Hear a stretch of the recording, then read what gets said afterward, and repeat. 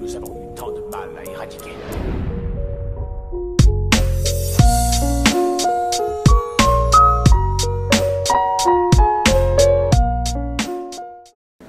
What's up, guys? NBA talk.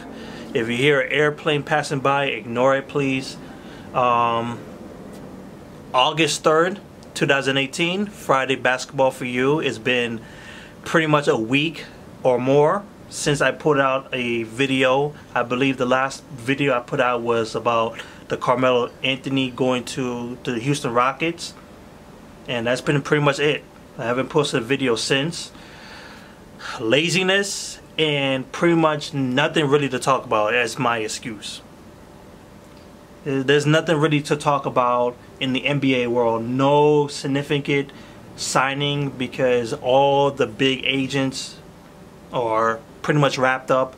It doesn't seem like there's not going to be any trades for a while now.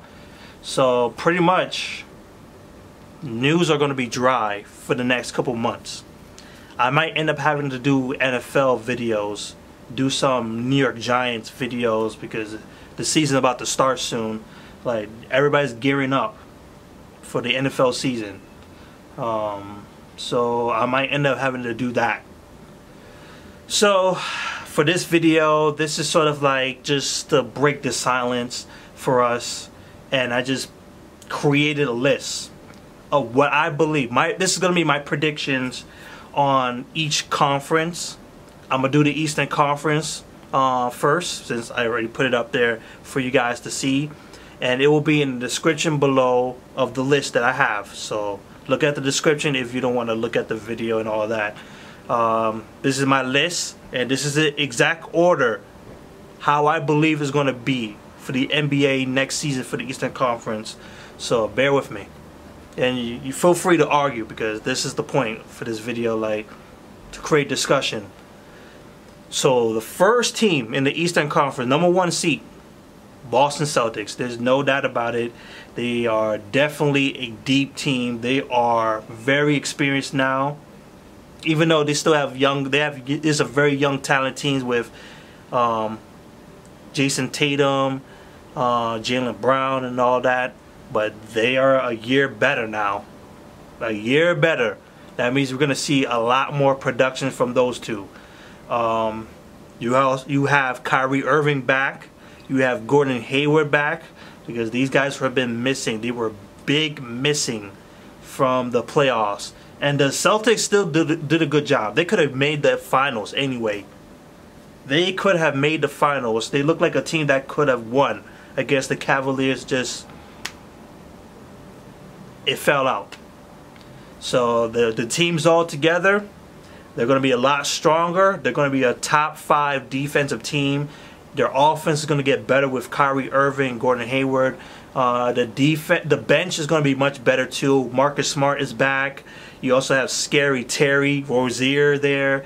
Probably Jason Tatum or Jaylen Brown. Most likely Jaylen Brown is going to be coming off the bench, because they definitely need some scoring power coming off the bench. So there you have it for the Boston Celtics. Definitely #1 seed, and I expect them to make like 60 wins.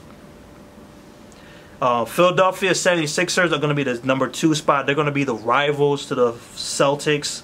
Joel Embiid is going to be fierce. He's going to be beefing with everybody, and he's going to help win games.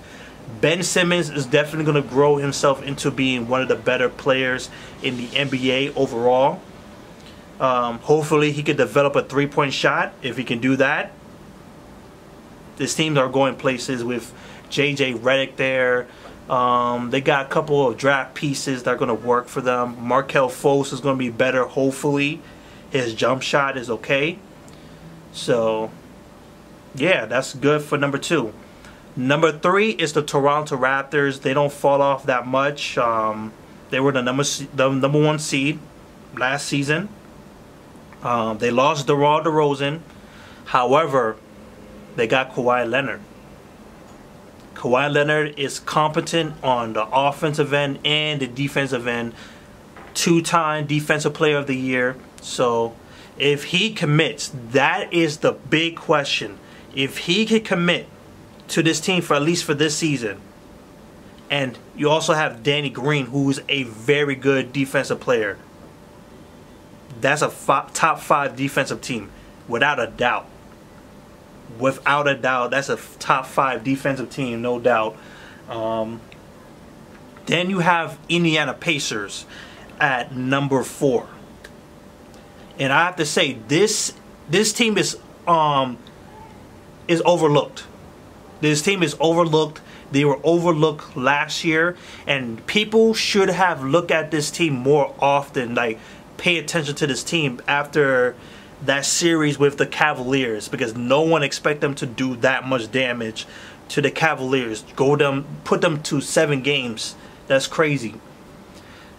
Indiana Pacers is a very deep team. Victor Oladipo has improved into being an all-star, and the team got even better with Tyreke Evans being part of the team now. Like, now they have versatility even more at the three, which is very much needed. Doug McDermott, my New York Knicks, Dirk McDermott, he's going to be shooting lights out from off the bench. Kylo Quinn, who's also a versatile player. Defense, offense, rebounding, shooting. Like, he does a lot of things. He's a Rough Rider. You got a Rough Rider player. You need a Rough Rider for championships. Draymond Green, Warriors. He's the Rough Rider. You need someone like that. You need a Patrick Beverly there. Well, you got Kylo Quinn, who's going to talk a lot of junk and stuff like that. You also have Bojanovic. You have Darren Collison, Corey Joseph, who is a very good 6th man of the year. Sabonis, who has become an improved power forward. Miles Turner, Thaddeus Young there too. So you got depth in the backcourt and front court. Excellent. The most deep team in the Eastern Conference, without a doubt.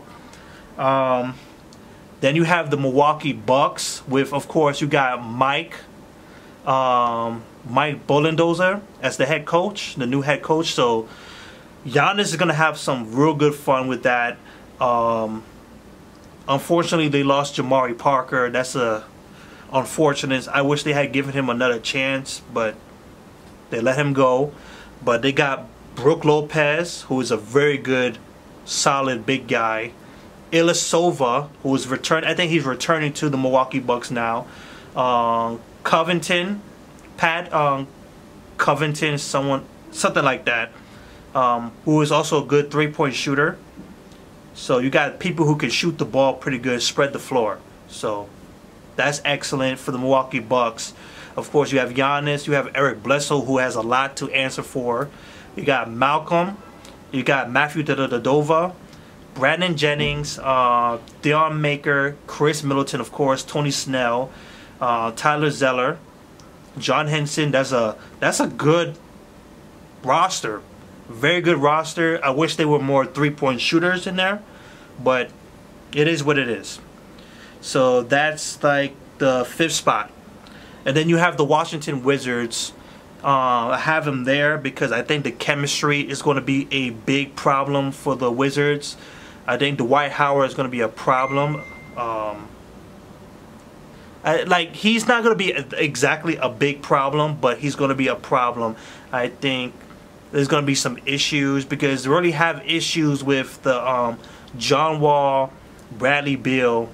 Of course, Marcus Gortat is gone, but I still feel like chemistry is going to be a big problem for the Wizards, and they're going to lose them games. So that's why I feel like that. Detroit will be the next one. I believe that's the 7th. Andre Drummond had one of the best improved seasons of the last season. Let me repeat that again. One of the most improved players last season, without a doubt. His free throws got better, and that's why I'm asking for him. Rebounding, defense, make his free throws. Everybody loves him. And of course, you got Blake Griffin down there, Reggie Jackson, Stanley Johnson. You got people who could do some damage. Without the Cavaliers there now, there's an open spot now. because I having the Cavaliers all the way down. So that's Detroit in the 7th spot, and the final spot will be the New York Knicks. I think there's a spot wide open for us to take.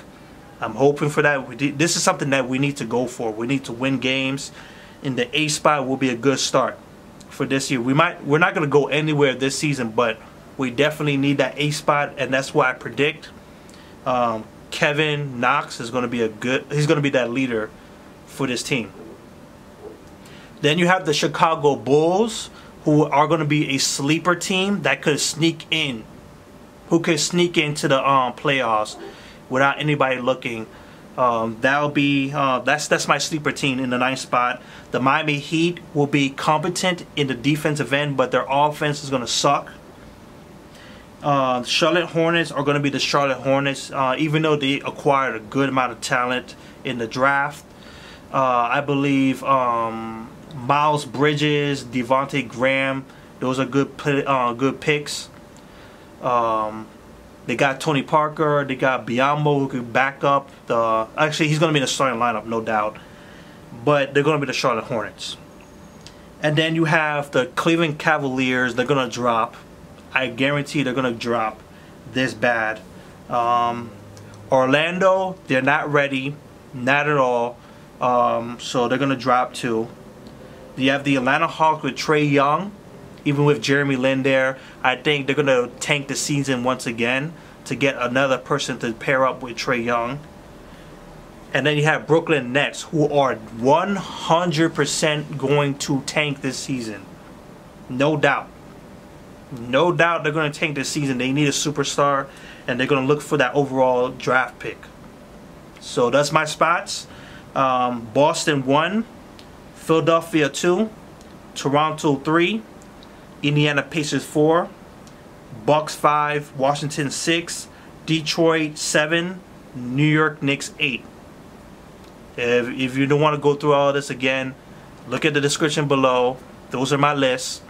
Leave your thoughts below. What you guys think are going to be the exact conference for the Eastern Conference to say, you know. So that's it for this video. It's a long ass video, so there you have it. Peace.